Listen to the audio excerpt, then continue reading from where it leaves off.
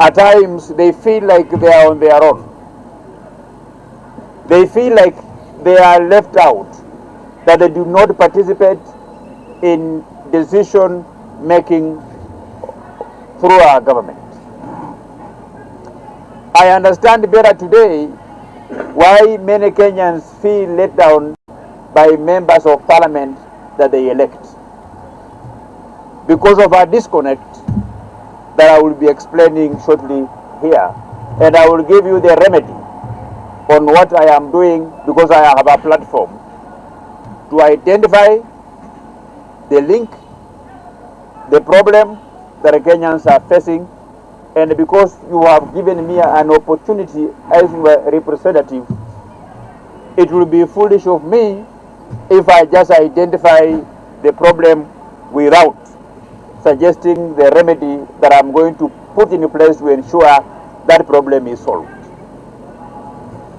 Number one, which is very important, our country is governed by our constitution. Our country is also governed by various statutes that National Assembly has approved through the Committee of Delegated Legislation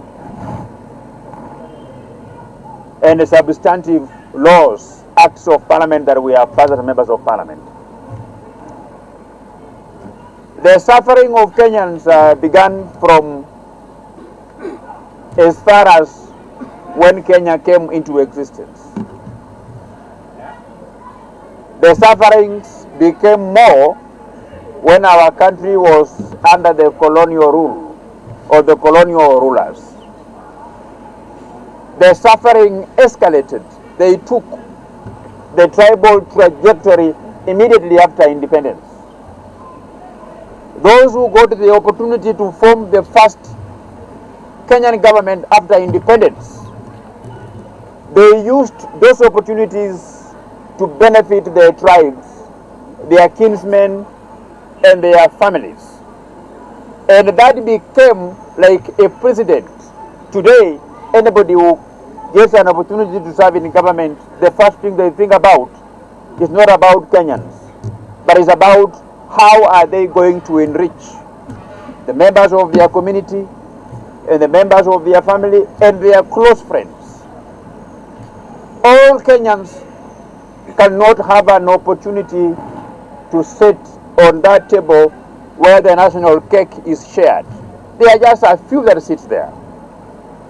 And at least I am happy that by 2010 there are a few Kenyans who began the clamor for constitutionalism.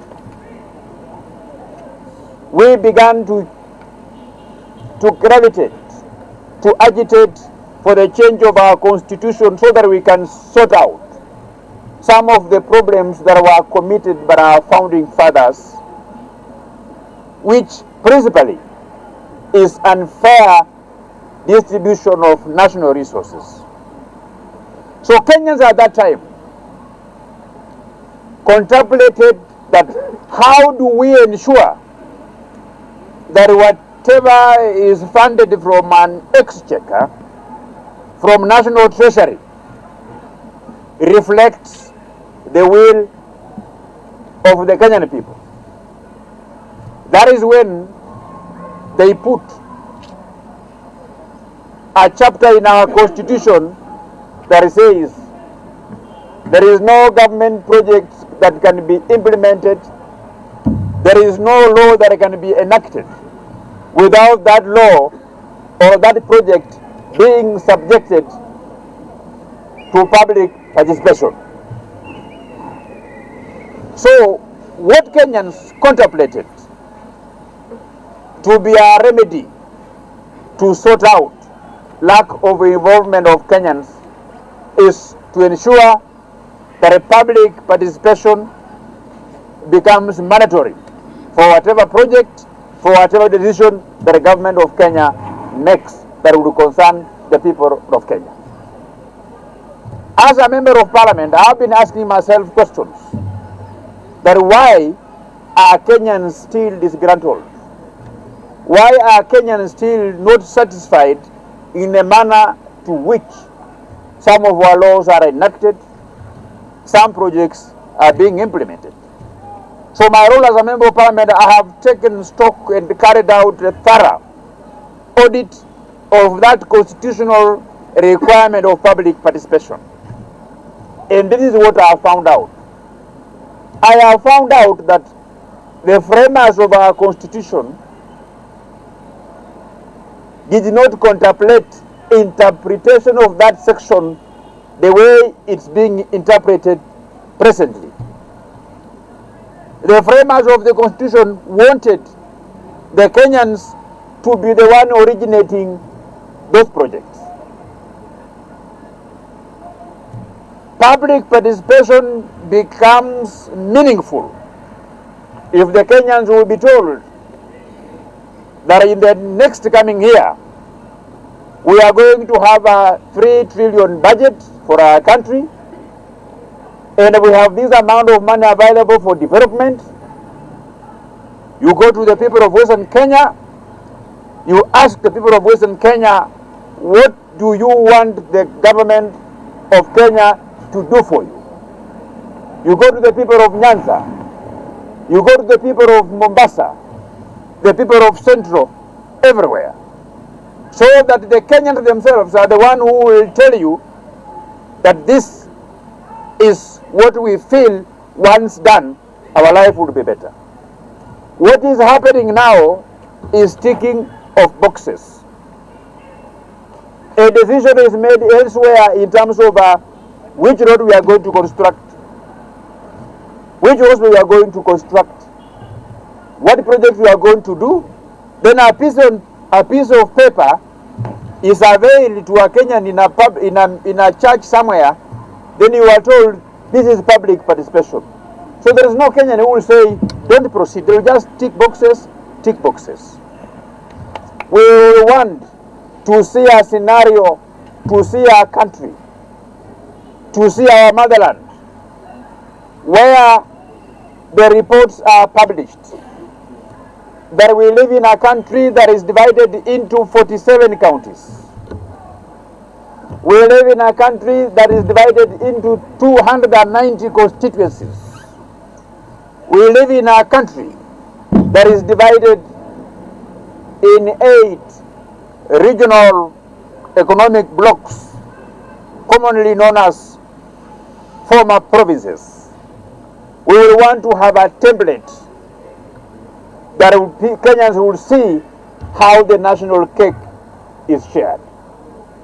We are still suffering from the hangovers of independence, where, and not just everybody in power, because power is like a forest. You may be in government, but you even don't know where the last meeting for sharing the national cake was held from. So the very few who are privileged